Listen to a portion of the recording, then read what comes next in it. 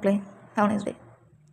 இப்போ எல்லாரோட இன்ஸ்டா ஃபீட்லேயும் இல்லை யூடியூப் ஃபீடாக இருக்கட்டும், பெண்குயின் அந்த ஸ்டோரி எனக்கு தெரில கரெக்டாக இதுதானாண்டு 2017 ஒரு டாக்குமெண்ட் ரிலீஸ் ஆயிருக்குது. அந்த டாக்குமெண்ட்டில் அந்த ஸ்டோரி வந்துருக்குது. ஆஃப்டர் 10 இயர்ஸ் கழிச்சு இப்போ அந்த ஸ்டோரி வந்து பூஸ்டப் ஆகுது. உண்மையுமே டிஜிட்டல் வந்து எப்போ எதை பூஸ்டப்னு சொல்லவே முடியாதுங்கிறது ரொம்ப கரெக்டாக இருக்குது. நீங்கள் எல்லாரும் அந்த பெண்குயின் ஸ்டோரி எப்படி பார்த்தீங்கன்னு தெரில. ஆனால் அந்த பெண்குயின் ஸ்டோரியில் நான் என்னையே பார்க்குறேன். அவ்வளோ கூட்டம் இருக்குது.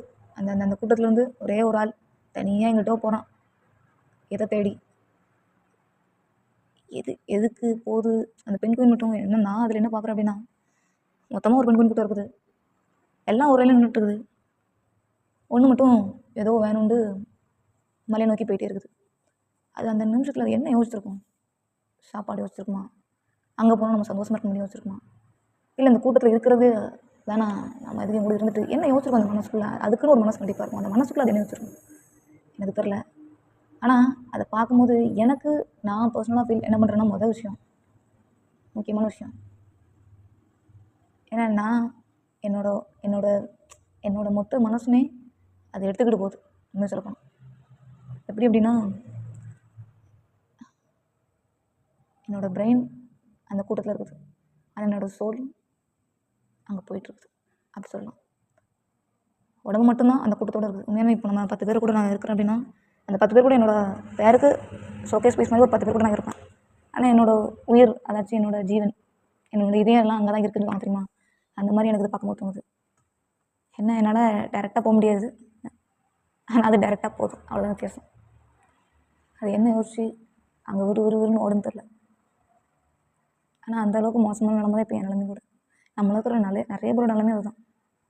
எனக்கு புரிஞ்ச விஷயம் ஒன்றே ஒன்று தான். ஏன்னா அது என்னை மாதிரி நம்ம கூட இருக்கிற எல்லாருக்கூடையும் இப்படி கனெக்ட் ஆகுது.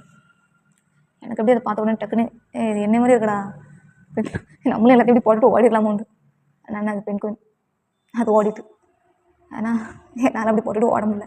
அதான் பிரச்சனை. பட் இருந்தாலும் அது எதுக்கோ தேடி போயிருக்கு.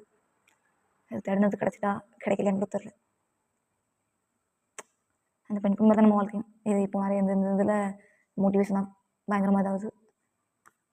நிறைய விஷயம் மோட்டிவேஷனாகவும் வருது, நிறைய விஷயங்கள் சேடாகவும் வருது. சரி, நமக்கு மோட்டிவேஷன்னா மோட்டிவேஷன் எடுத்துக்கலாம், சேடு வேணால் சேடு எடுத்துக்கலாம். ஆனால் இப்போ இருக்கிற என் மூடுக்கு நான் பேலன்ஸாக ஒன்று எடுத்துக்கலாம் முடிய மாட்டேன். எல்லாமே நம்மளோட எல்லாரோட வாழ்க்கையும் பெண்குயின் மாதிரி தான். அதனால் நம்ம மக்கள் வந்து இந்த மாதிரி எல்லாத்தையும் போட்டுட்டு டக்குன்னு ஓடிட முடியாது. ரெஸ்பான்சிபிலிட்டி அதுகளுக்கும் கண்டிப்பாக இருக்கும், எல்லாமே இருக்காது. அதோட கடமை எல்லாத்தையும் முடிச்சிருக்கலாம்.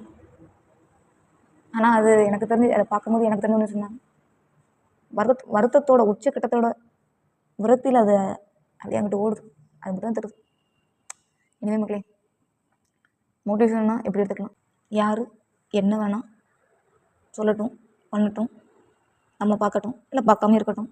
ஆனால் நம்மளுக்கு என்ன தேவையோ அந்த பெண்குயினுக்கு தேவை அந்த மலையை நோக்கி அது ஓடிக்கிட்டே இருக்குது. அது மாதிரி நம்மளுக்கும் தேவை. நம்ம வாழ்க்கையில் நம்மளுக்கும் ஒரு வீல் வேணும், நம்மளுக்கும் ஒரு உச்சம் வேணும்.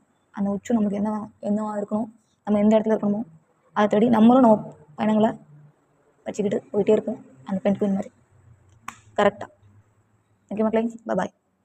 I'm your LMGA from Artemio 1. Thank you.